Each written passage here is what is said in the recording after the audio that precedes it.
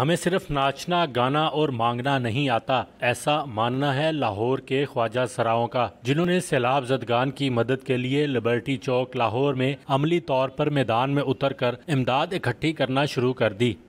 جہاں تک ہو سکتا ہے ہم اپنے لوگوں کے لیے جو وہاں سیلاب کے اندر پڑے ہوئے، جن کے پاس چھت بھی نہیں ہے، نہ کوئی رہنے کے لیے، نہ کوئی کھانے کے لیے، نہ کوئی چولہا ہے، نہ کوئی ایسی چیزیں ہیں، وہ چیزیں ہم اکٹھی کر رہے ہیں، جیسے بسکٹ ہو گیا، پانی ہو گیا، جوس ہو گیا، کچھ پکا بریانی ہو گئی، جہاں تک ہو سکتا ہے ہم اکٹھا کر کے ان کو پہنچا دیں۔ خواجہ سراؤں کا ماننا ہے کہ مصیبت کی اس گھڑی میں ہر شہری کو بڑھ چڑھ کر حصہ لینا چاہیے۔ وہ شخص جن کے پاس دینے کو کچھ نہیں، کم از کم تھوڑا وقت امداد اکٹھی کرنے کے لیے نکال سکتے ہیں۔ کوشش یہ ہے کہ ہم لوگ اپنی ہی کمیونٹی میں جائیں، اپنی کمیونٹی میں اویئرنیس دیں، تاکہ ہم لوگ جو ہماری کمیونٹی میں لوگ افورڈ کر سکتے ہیں اور پے کر سکتے ہیں، تاکہ ہم لوگ کی کمیونٹی مل کے جو ہے وہ اس